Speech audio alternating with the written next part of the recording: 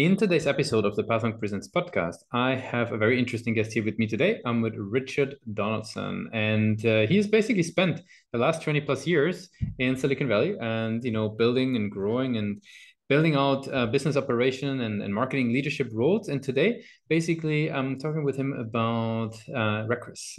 It's Mhm. basically a true end-to-end supply chain platform. And we want to deep dive what it's all about, who's using it, but also in that very specific market how Richard is thinking about growth and marketing for the company. So, welcome to the show. Awesome. Thank you so much, Lucas. Happy to be here. Of course, yeah. So, Richard, give us maybe a quick 360 overview. What is Requis all about in your own words? Absolutely. Requis is a new generation of comprehensive supply chain platforms that's built for enterprises, enterprise business. So it's not really geared towards SMBs or consumers. And supply chain is pretty hot right now as a topic, as we all know. You've been hearing a lot about it pre-pandemic, through the pandemic, post the pandemic, and even more to point, it is the underpinnings of the $100 trillion global economy. If you've seen that infographic starting to go around, which is kind of an eye-opening number, but that $100 trillion global economy is connected via supply chain and supply chains. Yet there's not a lot of technology that connects all that stuff together. Requis aspires to be one of those platforms that ultimately is the fabric that connects the world supply chain together, much like Amazon does for consumers. I mean, I give Amazon a lot of credit. They're very much a consumer-oriented supply chain platform, but there's some pretty, and we're going to get into it. So there's some very subtle yet profound differences between the consumer world and the enterprise world, and I'm sure we're going to get into that as well. Yeah, then maybe let's do step by step to deep dive into that. What maybe the first step would be to understand who would be leveraging the platform, what types of organizations, but also which type of people, like, in which roles do they sit, who's bringing in the product. Maybe tell us a little bit about sort of the users and decision makers that got Yeah, on Request. absolutely. Oftentimes, especially when we're talking to people who are reviewing the supply chain. So again, big number out there, $100 trillion global economy, right? So the companies that we target and are targeting in this global supply chain kind of, because to be a supply chain, to be a business that has a supply chain organization, by definition, you have to be a pretty big business. Everyone's connected via supply chains, but to have a focused supply chain organization, you're kind of already in the Fortune 2000, 3000 range, right? Most small to mid-sized businesses generally have people who are doing supply chain operations. They might not necessarily be called that, right? So Mhm. number one, our target audience is really large scale Fortune 2000 plus Fortune 3000 companies and their ecosystem of businesses, both suppliers and disposition companies that they interact with. And again, to put a finer point on that, when we put this out there, the Fortune 2000, because I refer to that, they're studied pretty extensively.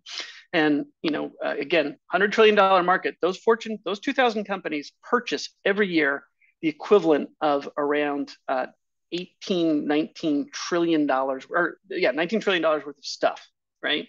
So that $100 trillion global market, those 2000 companies are buying about, 20 trillion of it, Mhm. just those 2000 companies. And those same 2000 companies, because they've been purchasing all that stuff year after year after year, right? Because it's not a nice to have. It's not like a consumer who can whimsically buy a pair of jeans. These businesses have to buy these things to run their business. It's like their oxygen, right?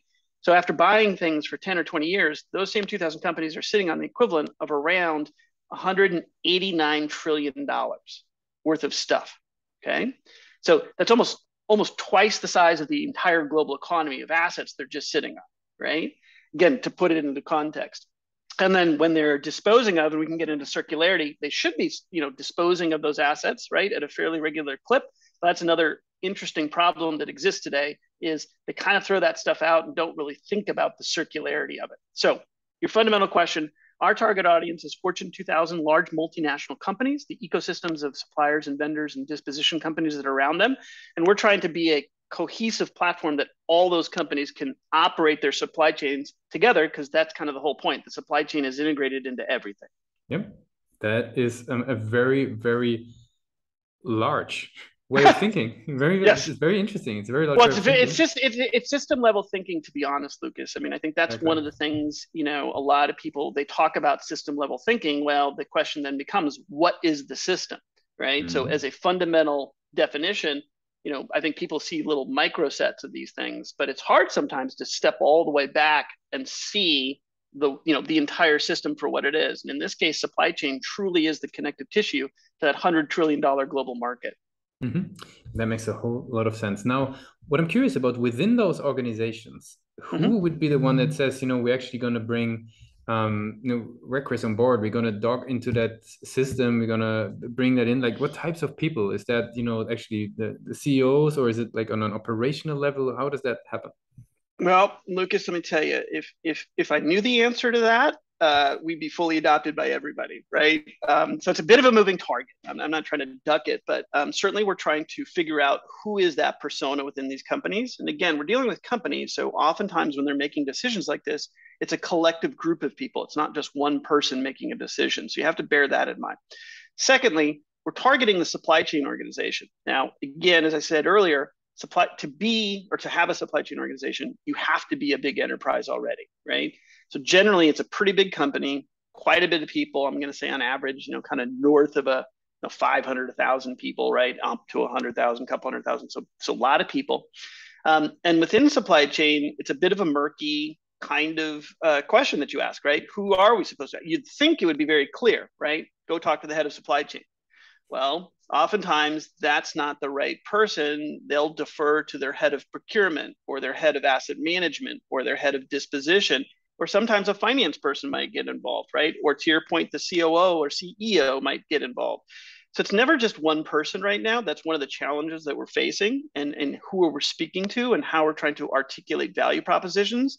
Because each of those members I just described, whether it's a procurement person, asset management person, disposition person, finance person, they all have slightly different needs out of the supply chain, right? So, our challenge in providing, and again, I got to highlight this, supply chain organizations historically, supply chain hasn't been around that long, right? So you got to remember that too. Supply chain is a function or a named function, probably only 60 years old, right? So it's a relatively new function as compared to sales or marketing or finance, right? A lot more established. And so over the last 20 some odd years, with all this technology coming into enterprises, the enterprise is focused on sales, marketing, finance, HR. Those organizations have a lot of technology solutions thrown at them, right? I can think of Workday for HR. I can think of Salesforce for sales. I can think of ServiceNow for operations. But when it comes to supply chain, interestingly enough, that is the single largest part of any organization that has never had focused technology solutions for it. Supply chain has generally had to use tools from other organizations to make their worlds work. They've co-opted a finance solution, or they've co-opted an operational solution, or as we find now, a lot of people still live on spreadsheets and Post-it notes, running their supply. And this is in major organizations, by the way, right? So it's sort of this, not well spoken about truth, which is supply chain is in a lot of disarray because it has not adopted a lot of technology. Because chicken and egg, there hasn't been focused technology solutions to sell into supply chain. And back to your fundamental question, supply chain organizations have been notoriously difficult to sell to because they're so risk averse. They don't want to change. So, what we're seeing today is the biggest hurdle we're trying to get over is actually change management. It's not that people don't want technology, or they don't want their lives to be simpler, or they don't want to have automation. But just like, when you think about turning on autonomous cars or vehicles, right? That technology exists, but it's going to take a while for us to get comfortable, letting that happen. It's change management. So I would actually answer your question. It is usually a group of people that we're targeting in these organizations. Generally, they don't have a cohesive plan. So we're spending a lot of time kind of educating them on what we think they should be looking for. We do a lot of marketing and thought leadership and kind of white papers with the mindset of, okay, if I can just get you kind of up the curve as to what you're looking for, you will invariably kind of find Requis as one of those solutions. Actually, you brought up sort of, the thought leadership content that people engage with. How do you think, sort of in such an environment, what role does the website then play? Does it change for a marketer, like in this scenario? How do you think about the page? Like, what role does it play in their journey? Yeah, well, the website is certainly a piece of the kind of arsenal that you've got at your disposal to get messaging out. And I would, again, sort of system level thinking, kind of look at the fundamental problem you're trying to solve. And you kind of articulate it. One is, we're marketing to a coalition of people, not one individual person. So that makes it a bit challenging. Number two is we found within these organizations, they oftentimes are asking themselves the questions, geez, what do we need? Right? Like, because they don't even know. They've never had real supply chain technologies kind of thrown at them. It's a relatively new thing. And most of the stuff that we've seen in the last 25 years have either been, very focused procurement solutions. So in that category, you've got a Gartner Magic Quadrant that focuses on procurement solutions. Great. Okay. But that's not a supply chain solution. That's a piece of supply chain. Or asset management solutions, very focused. Yes, for 20 years, we've seen big companies have those, but that's just a piece of the supply chain solution. So again, our objective here in really behavioral change management, introducing new-ish technologies to a segment that hasn't necessarily seen them before, is we view there's a lot of education that's required, not hard selling, right? I always like to say, and I kind of learned this through a couple mentors through my career, that I don't really like to sell anything, but I like people to buy things from me. And it's a very subtle distinction, but by focus, when you sell and hard sell, people tend to be like, okay, they get a little cynical, and rightly so, right? Because we've been kind of hammering selling Mad Men, kind of the old TV shows, when you see this stuff. I mean, that's what sales has always been kind of conceived of. Well, in a world of information like we have today, people have at their fingertips, whether you're, authentically telling me things that I really need to know. And that comes across. If you see people, consumers, and even especially in the business world, they want authentic solutions, real solutions, but oftentimes they also need to be kind of educated as to what they're looking for. So we view what we're doing and all of the output as, our marketing strategy is really around building those foundational education pieces to help people get up. Because we've been thinking about supply chain, I've been thinking about supply chain, for the last 6-7 years, day in and day out, right? Mm-hmm. Most people don't do that. And it's not their fault. It's just, that's the role I play as an entrepreneur and co-founding a company like this. I'm literally immersed in this all day long. So you have to step back for a second and empathetically think about, who am I speaking to? Well, they're doing their jobs. They're just trying to get stuff done. They're not trying to get fired, right? And they want to make good decisions. So to make a good decision, you need to be educated on first of all, what do you really need? How do you go about it? How do you kind of clear out the clutter? Because there's so much noise out there, right? I mean, there's, invariably there's all these buzzwords. And I'll tell you right now, the one thing about the supply chain professionals is they're extremely practical and very much about, real, practical, tangible solutions. Buzzwords, you can just see kind of go right through them. And they're just like, okay, I don't need to hear another thing about blockchain or machine learning or AI. That's all cool. But tell me how I'm going to manage my assets and get them from point A to point B, right? How are you going to reduce cost in my supply chain so I'm improving margins back to the CFO, right? How are you going to de-risk my business so I don't run into supply constraints as we've seen during the pandemic ever again? That's what supply chain professionals are really looking for. So, again, long, windy way to get back to your question, which is our marketing strategy is really about education, thought leadership, really driving, our learnings and understandings out to the community. Also, by the way, assembling a community of thought leaders who are kind of on the same page. And they're not on the same page, but at least thought leaders that are influential, because this is where we get into, and I think it's this kind of, I'm going to kind of maybe tease up a question for you here, which is, there's a big difference, I think, between social influencing we see today in the consumer world and mm-hmm. business influencing. They are not the same. How Kim Kardashian, has her followers and does what she does to influence the world is not going to work in the business world, right? And so there are some new rules that are starting to be established in the business influencing game, right? Which is about LinkedIn and posting. But if you see what works and what's beginning to work more and more is, again, if I'm empowering someone in their business function, then I'm doing my right marketing job, right? I have to make them successful at their job. I have to get them promoted. I have to get them raises. So I have to speak to that, right? Versus making someone feel happy about wearing jeans.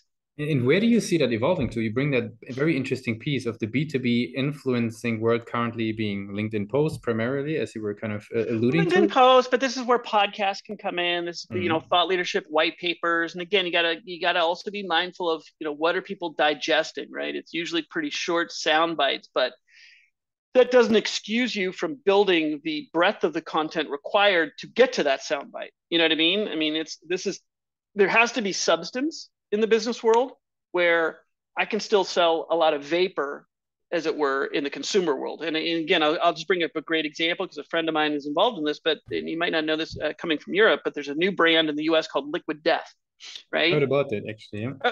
Okay, it is an absolute case study that's emerging on the power of consumer marketing and kind of appealing to that emotional. It's water.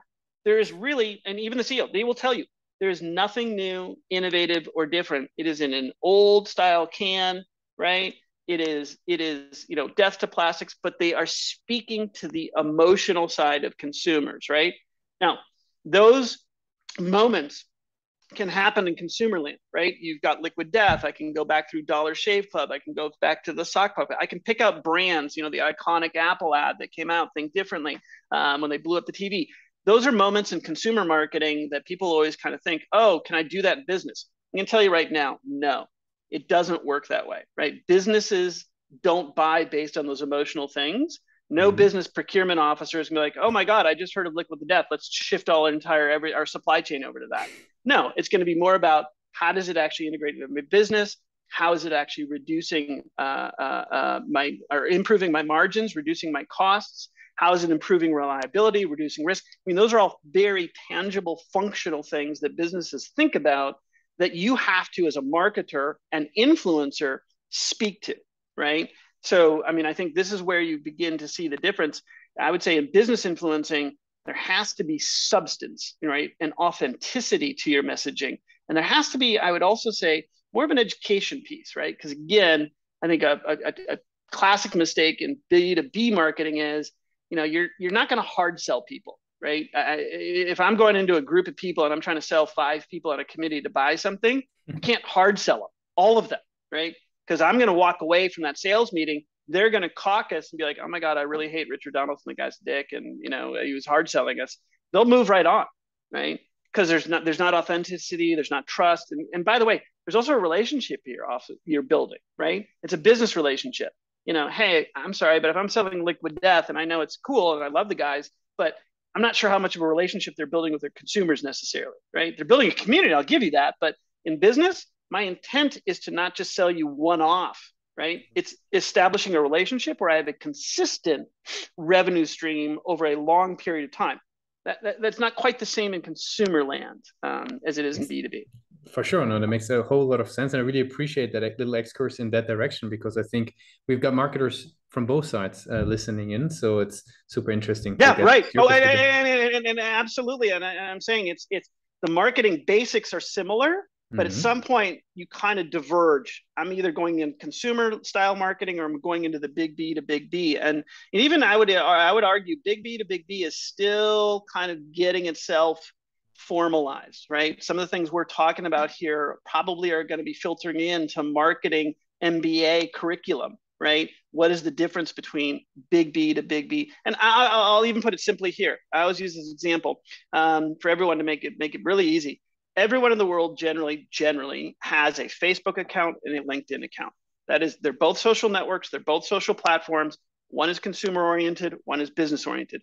If you look at the behavior patterns in both, it couldn't be different. I do not behave the same way on Facebook as I do on LinkedIn, right? Because that's the business world, right? I'm not posting my cat pictures and little things that I'm doing during the course of the day. Because quite frankly, most people in the business world don't care, right? What are you doing to help me in my business? What are you doing to help me in my job? So even that, distinction, which people are like, okay, I get that now. We're building the LinkedIn style of marketing, the LinkedIn style of messaging, the LinkedIn style of elements that are out educating people in the business world. Very cool.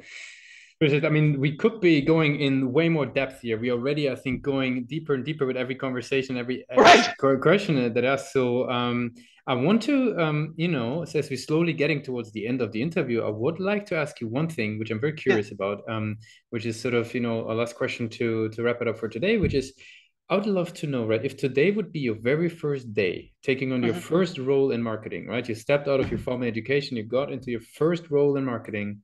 Hmm. What's the one advice that you would give yourself for that journey? Oh goodness. I've thought a little bit about this one, right? Which is I feel one of the most important aspects of strong marketing is empathy Mhm. at the end of the day. Because at the end of the day, you have to be able to get outside of yourself and really put yourself in the shoes of who you're trying to speak to, right? And as simple as it is to point that out, it is a really difficult thing to do because we as human beings have a tendency, naturally, and I do this all the time, you know, how do I like it? Okay, well, that's interesting, but it's not about how Richard Donaldson likes it. It's about how my customers respond to it. And that requires empathy. So there's a deep level of psychology that goes into marketing that starts with, because even if I'm and again I'll make the comparison, if I'm a good psychotherapist, well, what's the attribute that needs to happen there is empathy, right? I mean, I have to be able to really kind of quiet down my own personal preferences and biases and really put myself in the shoes of who I'm trying to speak to. That is really, really hard to do. So anybody coming out of marketing today, or wanting to get into marketing, I'd encourage them to really spend time even just understanding themselves, right? I mean, it sounds a little bit woo-woo, kind of psychological here, but I really actually mean that emphatically. That you're going to have to spend a lot of time trying to quiet down the internal conversation where your ego is telling you do this because you like it, and say, okay, quiet me. I have to really start thinking about who I need to get this message out to, and what do they want? What are they feeling? What are they looking for? Right? Because again, I'm not marketing to myself, right? Mhm. So Mhm. so that's the advice I would give to anybody coming out of marketing today.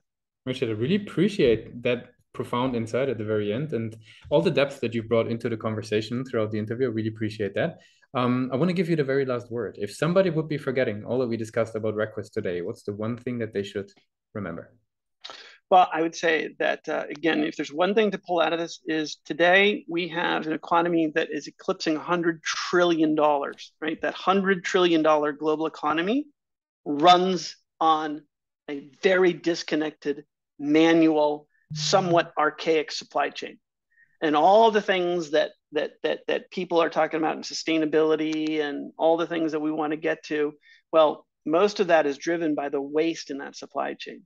So my little nugget for people is one of the biggest opportunities that is going to comprehensively provide some of the biggest economic opportunities for people and startups that are focusing on supply chain is simultaneously going to be one of the greatest things we can do for the environment, because the more we tune that supply chain and reduce that waste and improve circularity in that supply chain, quite frankly, that is the practical solution to achieve sustainability, right? All the other noise that's in the greenwashing going on, in my opinion, there's nothing wrong with it. But if I can take if 5 to 10% of that $100 trillion is just waste, which by the way is probably a low estimate, that already begins to tell you economically how much waste is in that system. So I think the supply chain, opportunity is the biggest thing that we've seen in ever, right?